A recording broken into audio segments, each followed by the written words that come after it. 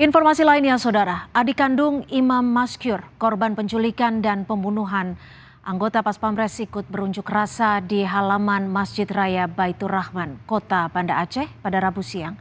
Adik kandung Imam Maskur meminta agar proses hukum kepada para pelaku adil.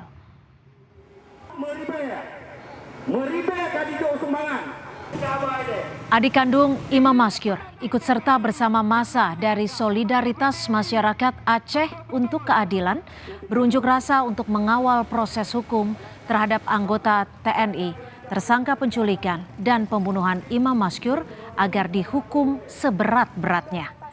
Dalam aksinya, para pendemo juga mendesak Presiden Joko Widodo, Menko Polhukam, Panglima TNI dan Kapolri untuk menangani kasus pembunuhan warga Aceh di Jakarta secara serius dan transparan.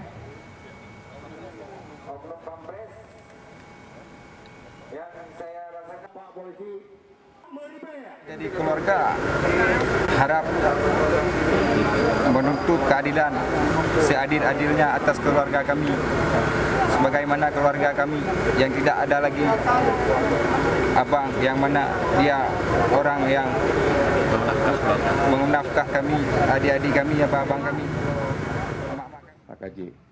Polda Metro Jaya telah menangkap 3 warga sipil yang terlibat dalam kasus penculikan dan penganiayaan yang menewaskan Imam Maskur. Ketiga tersangka kini ditahan di Polda Metro Jaya. Dari ketiga tersangka, 1 diantaranya adalah kakak ipar Praka RM yang merupakan anggota Pas Pampres. Kakak ipar Praka RM dalam kasus ini berperan sebagai driver. Sementara 2 warga sipil lainnya belum diketahui perannya seperti apa.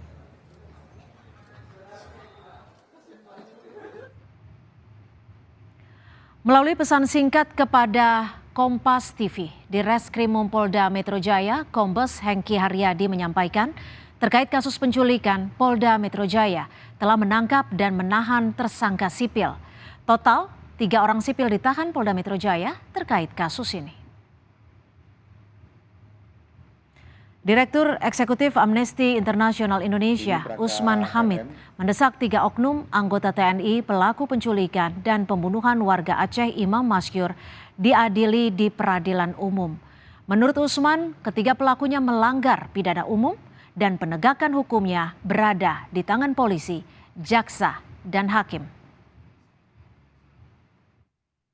Undang-Undang TNI tahun 2004, TAP MPR tahun 2000 mengatakan anggota TNI yang melakukan pelanggaran hukum pidana umum tunduk pada peradilan umum. Tetapi TNI mengatakan, oh kami punya undang-undang tahun 97 yang mengatakan kami punya wewenang.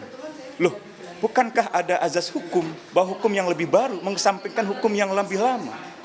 Azas hukum yang lebih khusus mengesampingkan hukum yang lebih umum. Jadi kalau itu tindak pidana umum, urusannya polisi, urusannya jaksa, urusannya hakim biasa di lingkungan pengadilan negeri. Penyidik Polisi Militer Kodam Jaya masih menyelidiki motif lain dari penculikan hingga pembunuhan Imam Maskur. Hasil pemeriksaan kepada 3 anggota TNI diketahui jika pelaku ingin mendapatkan uang dengan memeras korban. Komandan Pomdam Jaya Kolonel CPM Irsyad Hamdi Bey Anwar menjelaskan, jika pelaku tak hanya menculik Imam Maskur sendiri, namun juga menculik 1 korban lainnya yang dilepaskan setelah penganiayaan terhadap Imam berujung kematian. Dan Pom Jaya menyebut, jika pelaku sengaja mengincar korban karena mengetahui diduga ia menjual obat-obat terlarang. Boleh dikatakan untuk kesimpulan sementara, para penjual kosmetik ini juga diduga juga menjual obat-obatan terlarang yang saya sampaikan tadi, obat-obatan daftar G tersebut. Sehingga kalau misalnya dilakukan tindakan-tindakan seperti itu, mereka cenderung tidak akan melaporkan permasalahan ini ke pihak aparat, dalam hal ini kepolisian. Nah, sehingga hal ini dianggap satu peluang untuk menjadikan mereka lebih leluasa. Nah, siap. Begitu kira-kira, Mbak. Oke. Ibu dari Imam Maskur menyebut jika penculikan ini merupakan peristiwa kedua. Saat itu, Imam Maskur sempat diculik oleh pelaku, namun berhasil dibebaskan. sama abang dia, Hmm. Said Sulaiman. Jadi yang ditelepon saat itu abangnya. Ya, ke kampung nggak nelpon dia.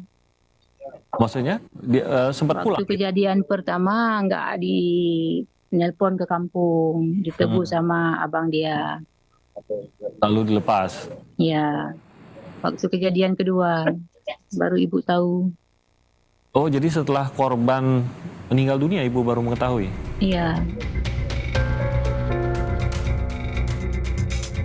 Peristiwa penculikan Imam Mashkur terjadi pada 12 Agustus 2023. Saat itu, 3 pelaku mendatangi korban dan berpura-pura sebagai polisi untuk menangkapnya terkait dugaan penjualan obat ilegal. 3 pelaku langsung menangkap dan membawa korban dari toko kosmetik miliknya hingga menyiksa dan memeras korban.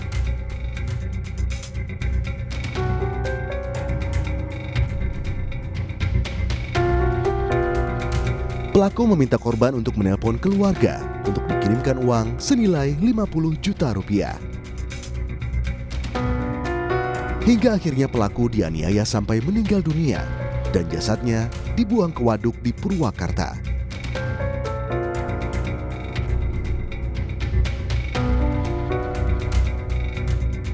Atas peristiwa ini, 3 TNI yang menganiaya Imam Mashkur hingga tewas telah ditetapkan sebagai tersangka bersama 1 orang warga sipil.